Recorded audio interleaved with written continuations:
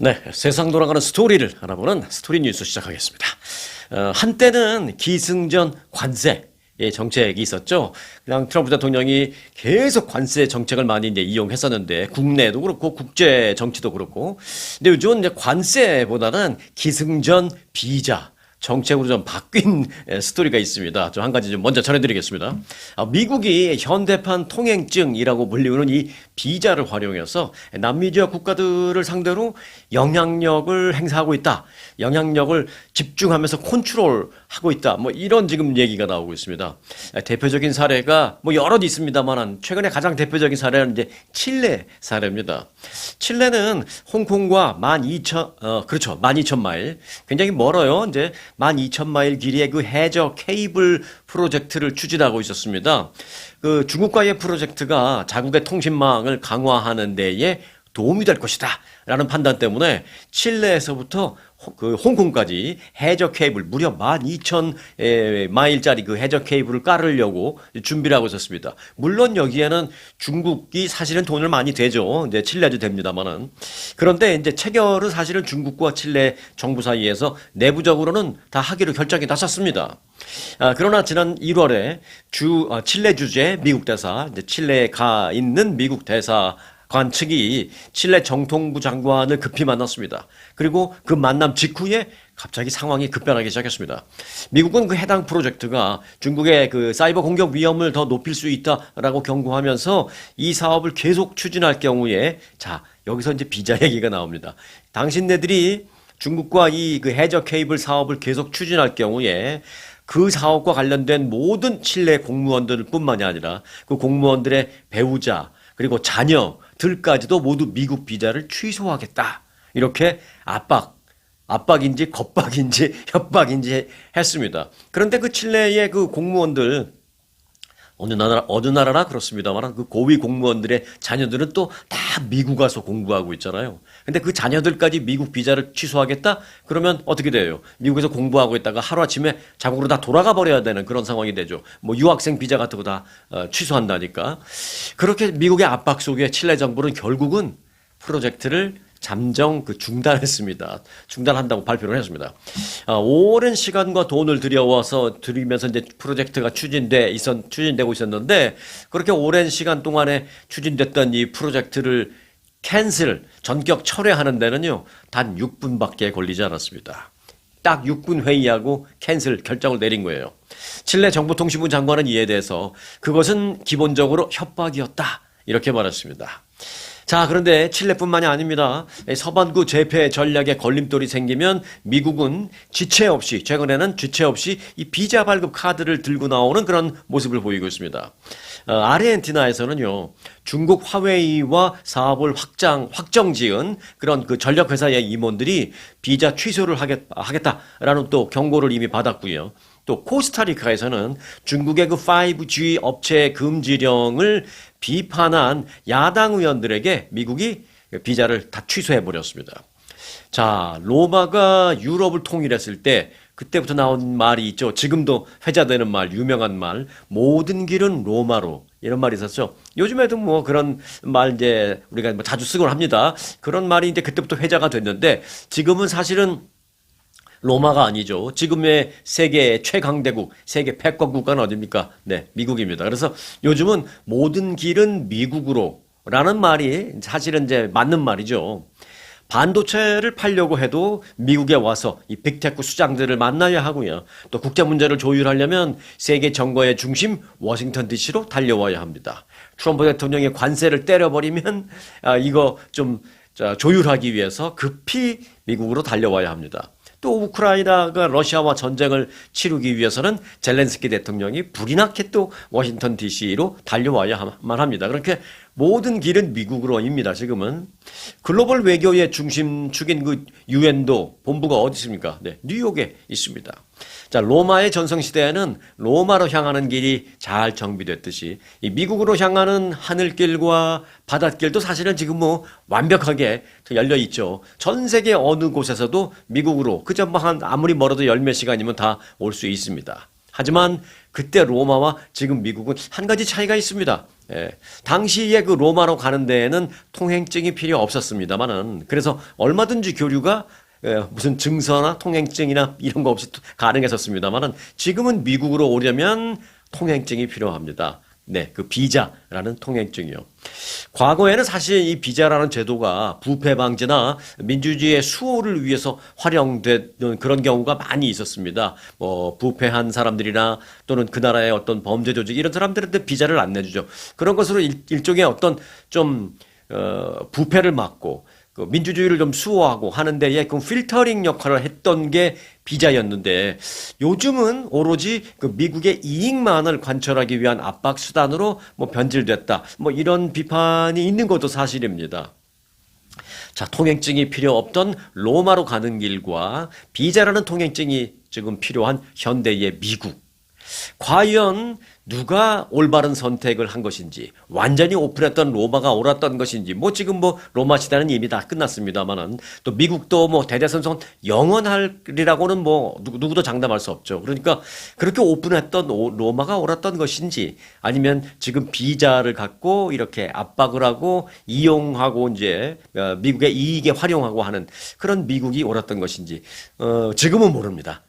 과연 누가 옳았던 것인지 정답을 언제 어떻게 우리가 알 수 있느냐? 네, 결국은 시간이 흐른 후에 역사가 답을 알려줄 것이다라고 생각합니다. 뭐 좀 거창하게 제가 뭐 마무리를 했습니다만 결국은 요즘에 미국이 이 비자를 갖고 특히 이제 그 남미 지역, 칠레, 아르헨티나, 코스타리카 이쪽에 있는 나라들을 이 비자를 갖고 굉장히 컨트롤하는 그런 정책이 있다. 네, 그 말씀을 드리기 위해서 좀 다소 거창하게 마무리를 했습니다.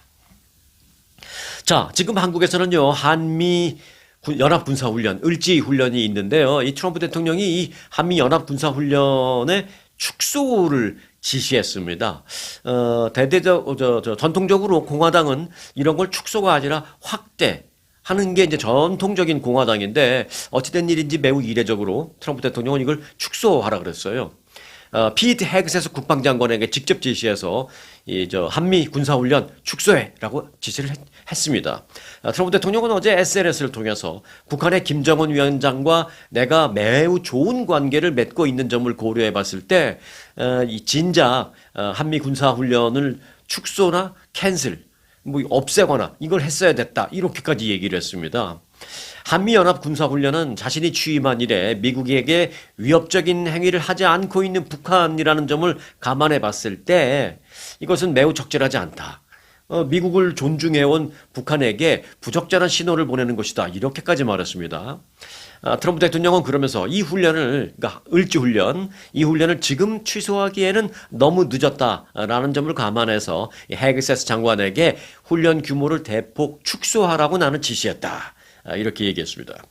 트럼프 대통령의 그 어제 발언은 한미연합훈련 그 을지 자유의 방패 훈련이라고 있거든요. UFC라고 하는데 을지 자유의 방패 훈련을 바로 앞두고 나온 건데요.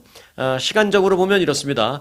이 SNS에 트럼프 대통령이 글을 막 올린 게 미국의 그 동부 시간으로는 어제 오후 5시 4분이었습니다. 어제 오후 5시 4분.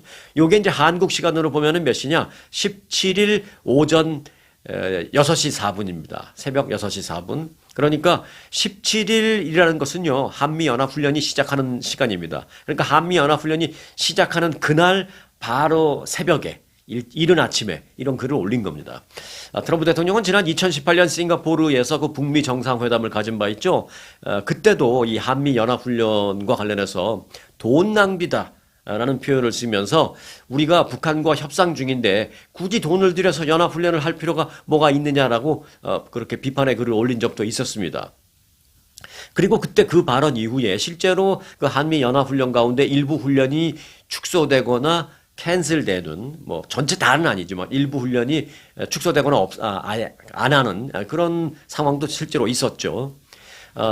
북한은 그동안 이제 한미연합훈련을 할 때만 되면 계속 이것은 북한을 공격하기 위한 침략 훈련이다 뭐 이렇게 비판을 해오고 있는데 그 북한의 비판에 트럼프 대통령, 미국의 대통령이, 트럼프 대통령이 거기에 화답을 해준 거예요. 어찌 보면 이제 공화당의 전통적인 입장과 보면 상당히 좀 이례적이다라고 볼 수 있죠. 네. 어느 정도 왜 그랬을까라는 추측은 가능합니다.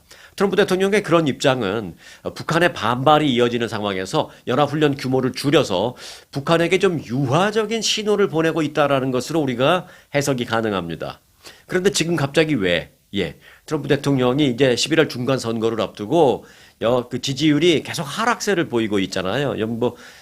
그 재임 기간 중 역대 최저에 지금 머물고 있는 그런 상황인데 그런 그 여론의 반등의 기회를 삼기 위해서 어떤 모멘텀이 없을까? 내 지지율을 좀 다시 올릴 수 있는 어떤 좋은 계기가 없을까라는 그 분석 중에서 딱 선택된 카드가 있는데 그게 뭐냐면 북미 정상회담을 하자. 김정은하고 다시 한번 정상회담을 하자라고 그 북미 정상회담 카드가 선택됐다라는 것입니다. 그래서 이제 실제로 이제 11월 중간 선거 하기 전에 정말로 김정은과 북미 정상을 하게 된다면 지지율을 다시 반등시킬 수 있는 계기가 될 수도 있겠죠. 네. 그런 그 전략적인 선택으로 그 카드가 선택됐다라는 것입니다. 자, 그런데 이제 북한의 김정은이 어떻게 화답할지 그리고 실제로 그러면 11월 중간선거 이전에 북미 정상회담이 실현될 수 있을지 요거는 아주 미지수입니다. 아직 미지수입니다만은 우리가 아주 관전 포인트로 지켜볼 만하다라는 것을 이제 관전 포인트로 여러분들에게 말씀을 드렸습니다. 자, 미국 대학 얘기를 좀 하나 해드릴까 하는데요. 이거 알고 나면 상당히 재미있습니다. 등록금 받아서 투자에 올인하고 있는 미국 대학들 스토리를 좀 전해드리겠습니다. 이 한 줄 제목만 딱 들으면은, 미국의 대학들이 해서는 안 될 그런 짓을 하고 있나? 약간 오해할 수 있는데요. 그런 건 아닙니다. 이제 전통적인 얘기인데, 하버드 대학이 우주항공기업 스페이스X, 일론 머스크가 보유하고 있는 이 스페이스X의 주식을 상당 부분 갖고 있다는 사실 알고 있습니까? 거의 한 20억 달러 정도 갖고 있습니다. 대학이요. 깜짝 놀랄 만한 일이기도 하죠. 네. 이 팍스 뉴스에 따르면 하버드대 그 기금을 운영하는 하버드 매니지먼트라는 기관이 분기 보고서를 통해서 공개한 건데요. 쭉 보니까 스페이스X 주식 1293만 5100주, 1293만 5100주를 갖고 있다라고 밝혔습니다. 요게 한때 그 스페이스X 주식 가치가 상당히 높았을 때 따진다면 한 22억 달러까지 달했고요. 지금은 스페이스X 주식이 좀 내려오는 바람에 지금 기준으로 따진다면 한 18억 달러 정도 됩니다. 그래도 대단하죠. 미국의 한 개 대학이 이렇게 막 주식을 갖고 있다라는 것. 근데 스페이스X만 갖고 있는 게 아니에요. 다른 TSMC 주식도 있고요. 부동산도 있고요. 하버드대가 이런 투자를 엄청나게 많이 하고 있는 대학입니다. 하버드 대학이 스페이스X 지분을 언제 샀는지까지는 알려지지 않았습니다만은 지금 가치는 18억 달러 정도 된다라는 것입니다. 이 스페이스X는 하버드 대학이 보유하고 있는 주식 가운데 가장 큰 비중을 차지하고 있습니다. 그 외에도요, 하버드 대학은 토탈리 한 43억 달러 정도 주식을 갖고 있는 것으로 알려졌습니다. 그리고 그 외에도 비트코인도 상당히 갖고 있고요. 무슨 귀금속에도 투자하고 있고 상당히 투자에 진심입니다. 그럼 하버드 대학만 그러냐? 아닙니다. 미국의 소위 명문대라고 하는 그 대학들은 전부 다 예외 없이 다 이렇게 투자를 하고 있습니다. 자, 그런데 미국에서 대학이 이렇게 투자를 하는 게 정상적인 거냐? 일반적인 거냐라는 그런 궁금증이 좀 생길 수 있잖아요. 그런데 이제 그 부분에 대한 그 부분을 좀 궁금증을 풀어보겠습니다. 미국에서는 최상위권, 소위 이제 명문 대학들을 중심으로 학교 기금을 활용한 투자라는 게 사실 상당히 활발합니다. 오래됐다면 오래됐다 할 수도 있고 아니면 아닐 수도 있는데 이게 이제 1980년대 초반부터 시작된 그 붐입니다. 그러니까 이제 한 46년 됐죠. 50년 가까이 돼가고 있죠. 예일 대학에서 사실은 처음 시작했어요. 근데 요즘은 하버드 대학가 더 진심입니다. 하버드 대학을 비롯한 그 미국의 주요 대학들은 단순히 이제 기부금이나 이런 게 들어오잖아요. 그런 돈을 그냥 은행에 넣어놓고 아니면 무슨 펀드나 어떤 재단 거기다 그냥 넣어놓고만 있는 게 아닙니다.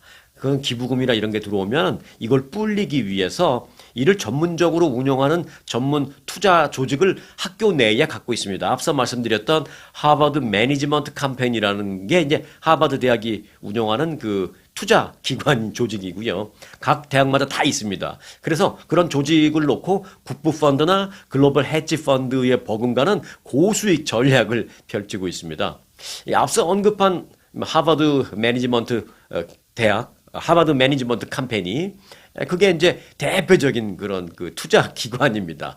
돈을 불리는 그런 기관이죠. 1980년대 이후에 미국 대학들은 그 기금을 활용해서 일반 주식을 매입한다든지 심지어는 뭐 벤처 캐피탈, 무슨 사모펀드, 그리고 부동산 투자 등도 엄청나게 많이 하고 있습니다. 오늘날 그 명문 대학들은요, 이 막대한 장학금 제도도 유지해야 되죠. 또 최첨단 연구소도 운영해야 되죠. 그리고 이제 우수한 교수진들을 잘 그저 활용하기 위해서, 하기 위해서 뭐 많은 연봉 주고 그래야 되죠. 그래서 사실 돈이 많이 필요합니다. 그래서 단순히 이를 등록금 수입만으로 감당하기 어렵기 때문에 이 기금 운용을 통한 투자 수익이나 그런 것으로 대학 운영을 하고 있습니다. 미국 대학들은 뭐 등록금을 받아서 그래서 이제 운영한다라고 생각하기보다는 투자 수익으로 운영한다라고 보는 쪽이 오히려 좀 더 맞겠다라는 생각입니다. UC 계열 대학, 캘리포니아를 예를 들면 UC 계열 대학 역시 스페이스X의 지분을 많이 갖고 있어요. UC 계열 대학은 얼마나 갖고 있느냐? 스페이스X를 10억 달러 이상어치 갖고 있습니다. 그러니까 이들 대학, 명문 대학들이 그런 정보나 이런 거, 그런 거에 얼마나 밝아요. 그리고 이제 미래 기술에 대해서 얼마나 많이 알고 있겠어요. 자신들이 갖고 있는 최고의 노하우를 그 최고의 교수진들이 낸 최고의 아이디어와 노하우, 최고의 의견들을 다 망라해서 집대성해서 선택하는 게 스페이스X 뭐 이런 것들이에요. TSMC 그리고 비트코인 또 뭐 일종의 뭐 귀금속 이런 거. 그중에서 이제 금, 은 이런 데 많이 투자하겠죠. 자, 그리고 실리콘밸리 인근에 위치한 스탠포드 대학. 그 지역의 특성을 살려서 이 스탠포드 대학은요, 초기 벤처기업에 많은 투자를 했습니다. 대표적인 게 구글, 야후, 테슬라 이런 소위 세상을 바꾼 기술 기업들의 초기 단계에 투자를 했습니다. 그러니까 벤처기업일 때. 그래서 이 스탠포드 대학은요, 구글, 야후, 테슬라 이런 기업들이 대박 났잖아요, 이후에. 그래서 같이 대박이 났어요, 스탠포드는. 그래서 스탠포드가 그렇게 돈이 많은 대학이 된 겁니다. 그래서 뭐 장학금도 많고, 뭐, 물론, 그저 등록금도 비싸긴 하지만 장학금도 많습니다. 그래서 교수진도 엄청나게 비싼 몸값 주고 데려가고 막 그러는 겁니다. 그래서 학교도 대박난 대표적인 학교가 이제 스탠포드 대학입니다. 자, 미국 대학의 이런 운영 모습을 이렇게 보면서 야, 역시 자본주의의 최첨단 미국은 미국이다라는 그런 생각이 들기도 합니다. 자, 요번엔 좀 상반된 그 스토리를 전해드릴까요? 엄청난 그 거금을 준다는데도 이를 마다한 한 시골의 모녀 스토리를 전해드리겠습니다. 실리콘밸리의 그 대형 AI 프로젝트가 수천만 달러를 거절한 시골 사람 몇 명에 의해서 갑자기 프로젝트가 중단돼 버리는 그런 스토리가 있습니다. 켄터키주 메이즈빌에서 2,650만 달러의 보상금을 준다는데도 이를 거절하고 AI 데이터 센터 부지 매입에 제동을 걸어버린 두 모녀의 스토리가 어제 그 월스트리트 저널을 통해서 보도가 되면서 지금 미 전국에 큰 화제를 낳고 있습니다. 신시내티에서 약 60마일 떨어진 이 메이즈빌이라는 곳은 인구가 한 8,700명 밖에 되지 않는 10,000명이 넘지 못하는 아주 작은 시골 마을입니다. 그런데 보도에 따르면 이곳에서 델시아 베어라는 여성과 그의 어머니 아이다 허들스턴의 모녀는 이곳에서 한평생을 살아왔습니다. 딸도 라스트 네임이 허들스턴이었는데 이제 결혼하면서 이름이 바뀌었죠. 그렇지만 여하튼 허들스턴 가문의 집안 모녀입니다. 이 두 사람이 한평생을 그곳에서 살아왔습니다. 1848년에 이 허들스턴 가문이 농지를 매입했고요. 200년 가까이 그곳에서 소를 키우거나 뭐 건초 등을 재배하면서 가정을 꾸려왔습니다. 그런데 지난해 돌연 정체불명의 회사가 이들의 땅 가운데 시골이니까 엄청나게 땅이 넓을 거 아니에요. 여기서부터 저기 보이지 않는 저기 끝까지 다 우리 땅이야. 뭐 그러면서 살아온 거죠, 대대로. 그런데 그들의 땅 가운데 약 530에이커를 한 회사가 사겠다라고 연락이 왔습니다. 어떻게 사겠냐? 에이커당 무려 5만 달러에 매입하겠다라는 의사를 밝힌 겁니다. 에이커당 5만 달러. 근데 현재 시세로 본다면 에이커당 5천 불도 안 돼요. 그러니까 에이커당 5천 불도 안 되는 땅을 에이커당 5만 달러에 사겠다. 그러니까 현재 시세의 10배가 넘는 가격을 제시한 거죠. 무려 2,650만 달러를 벌 수 있는 기회가 이들 모녀에게 온 겁니다. 그렇게 어마어마한 금액을 손에 넣을 수 있는 기회가 나한테 연락이 됐지만 이들 모녀는 자신들의 땅이 대형 AI 데이터 센터가 들어설 그 부지로 예정이 되어 있다. 그러니까 이 사람들이 내 땅을 산 다음에 초대형 AI 데이터 센터를 여기에 지을 것이다라는 것을 알고 난 다음에 돌연 안 팔겠다라면서 계약을 취소해 버렸습니다. 대규모 일자리를 창출하고 토지 소유자에게 막대한 보상금이 돌아가지만 소음은 물론 물과 전기 사용량이 급증해서 주민들에게 피해를 준다라는 그런 여러 가지 사실 때문에 이들 모녀는 거액을 포기하고 매각을 하지 않겠다라고 밝힌 겁니다. 이들은 이 같은 지역 주민에 대한 피해 문제도 매각을 안 하겠다라고 결정을 하는데 이제 영향을 미쳤지만 또 기본적으로 이들 모녀는 기본적으로 이 AI에 대한 자신들의 어떤 부정적인 소신도 있다라고 밝혔습니다. 그리고 종교적인 이유도 있다라고 밝혔습니다. 이 독실한 기독교 신자인 이들 모녀는 인공지능이 우리 인류를 파괴할 것이다라고 나는 믿고 있다라고 말하면서 우리가 돈을 받고 판 이 땅이 AI의 허브가 된다면 나는 훗날에 이 심판의 날에 그 책임을 면치 못할 것이다. 라는 어떤 종교적인 소신도 발표를 했습니다. 데이터 센터 건설은 최근 미국 내에 큰 사회적인 그 분쟁거리가 되고 있다라는 얘기는 뭐 우리가 많이 들었잖아요. 그런데 이 모녀의 스토리는 정말 정말 사회적으로 많은 분쟁거리가 되고 있구나. 뜨거운 감자인 것만은 사실이구나라는 것을 다시 한번 알게 된 그런 케이스이기도 하고요. 어떤 종교적인 측면에서도 이 AI나 또는 AI 데이터 센터라는 것이 좀 반발의 측면에 있구나. 특히 이제 종교적인 측면에서도 그렇구나. 그래서 2,650만 달러라는 거액을 준다는데도 안 파는 사람들 나올 정도구나. 그들의 소신이 이런 걸 다시 한번 좀 알 수 있는 그런 케이스였습니다. 자, 다음 대통령 선거 2028년 11월에 있습니다. 이제 한 2년여 앞으로 다가왔습니다. 이런 가운데 이제 민주당도 좀 서서히 움직이기 시작했습니다. 민주당은요, 2028년 그 대선 후보 선출을 위한 민주당 그 초기 경선 지역 6개 주를 어제 확정 발표를 했습니다. 2028년 11월에 선거가 있다고 말씀드렸죠. 근데 일찌감치 그해 1월 22일 흑인 인구가 많은 이 남동부 사우스캐롤라이나 주에서 민주당 첫 경선을 하겠다라고 발표를 했습니다. 그리고 다음 달인 2028년 2월에 대여섯 개 주의 경선을 쫙 잇따라서 합니다. 2월에는 이제 네바다 주도 하고요. 그 다음에 이어서 뉴햄프셔주, 그리고 뉴멕시코, 그리고 미시간, 그리고 버지니아 주 순서로 민주당 경선을 하겠다라고 일찌감치 발표를 했습니다.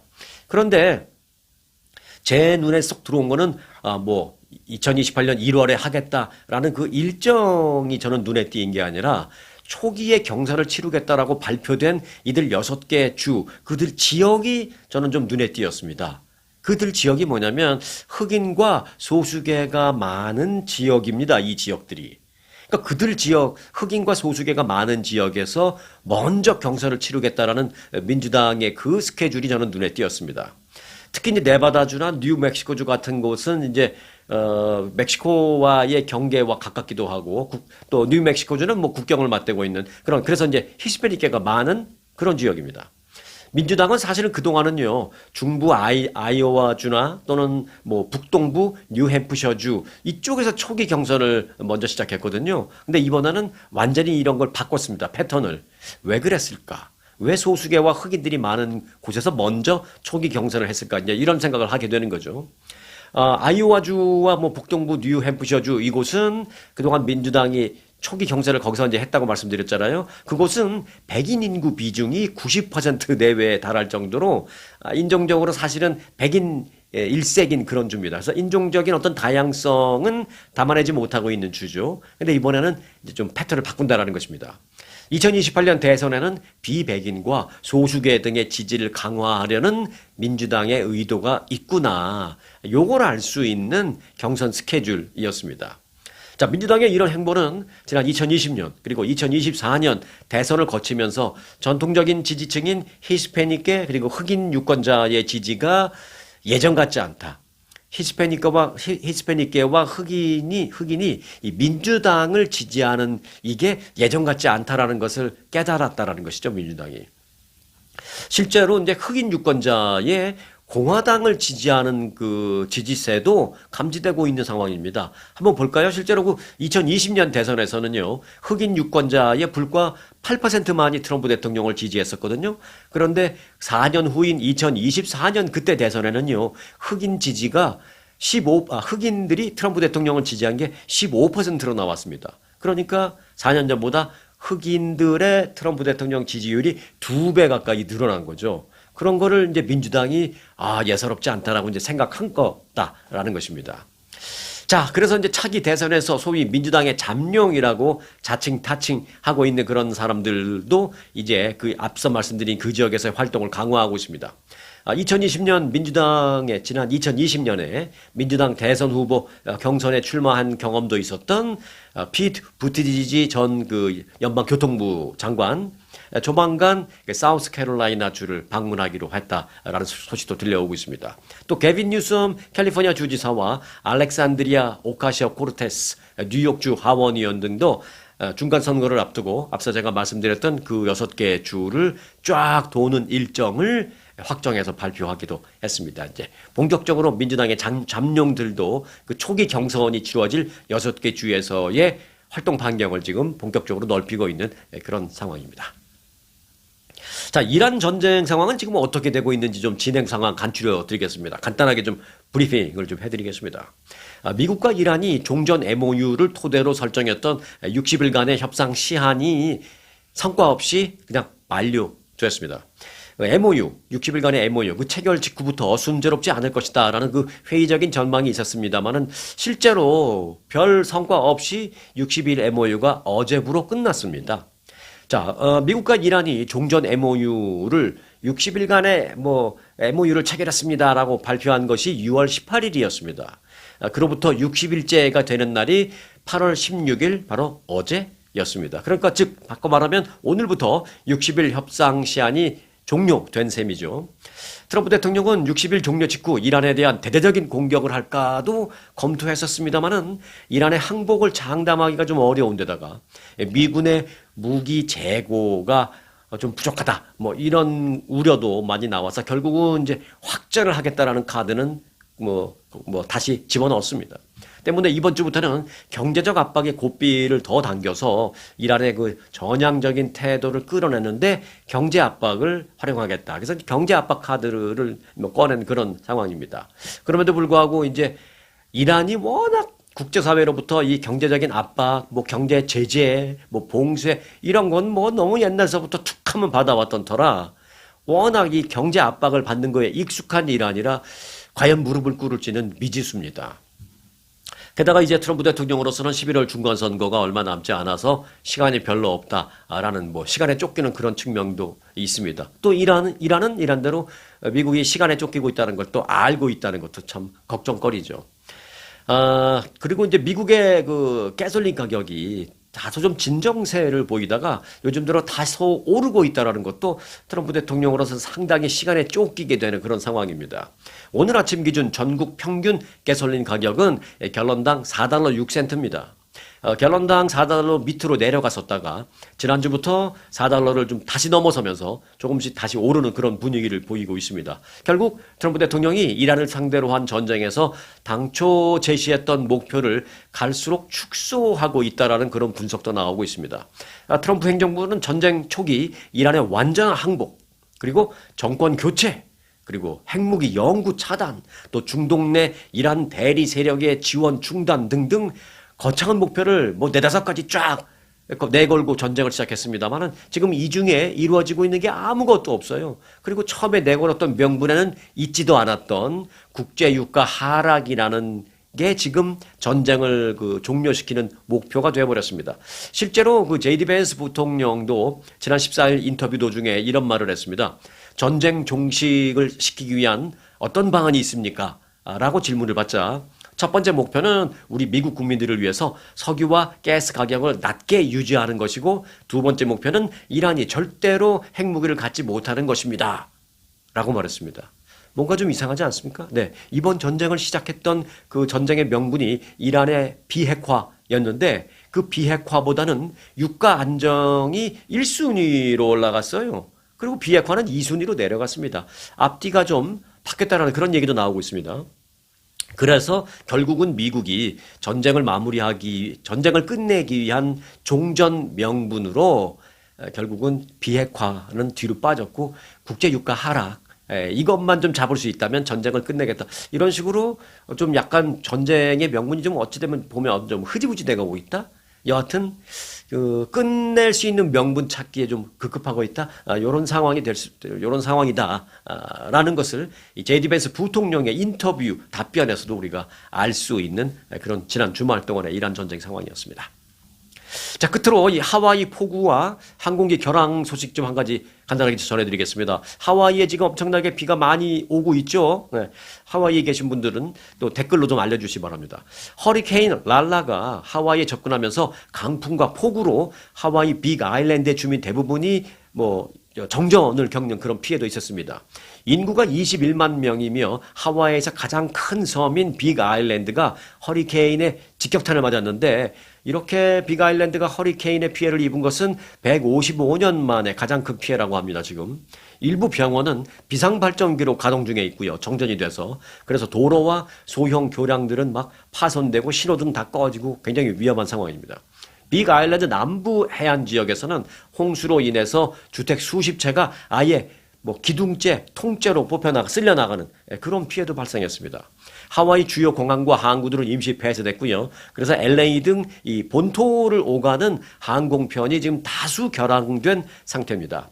빅 아일랜드의 그 힐로 국제공항과 코나 국제공항 등은 폐쇄 조치가 어제 저녁부로 이제 해제됐습니다만은 아직도 오하우, 마우이, 카오아이 등 일부 그 서쪽 섬들은 여전히 열대성 폭풍 경보 영향권 하에 있습니다. 그래서 항공기 딜레이 그리고 캔슬 이게 계속 좀 이어지고 있는 그런 상황입니다. 하와이에서 영상 보시는 구독자님들은 혹시 현재 상황이 또 어제 오늘 사이에 또 어떻게 좀 바뀐 게 있는지 댓글로 제보도 좀 해 주시면 감사하겠습니다. 혹시 그리고 피해 보신 분들이 없는지 걱정되기도 하고요.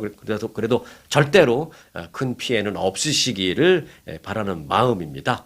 자, 오늘은 여기까지 하겠습니다. 끝까지 함께 해주신 여러분들에게는 특별한 감사 인사를 드리겠습니다. 오늘 영상 마칩니다. 2026년 루트 66 개통 100주년을 맞아 아주투어가 특별히 기획한 미 대륙 횡단에 여러분을 초대합니다. 산타모니카에서 시카고, 나이아가라와 뉴욕, 워싱턴 DC까지 역사를 따라 맞따라 100년에 단 한 번뿐인 기회. 아주투어의 루트 66 대륙 횡단으로 인생 최고의 버킷리스트를 완성하십시오. 당신의 행복한 여행 아주투어가 책임지겠습니다.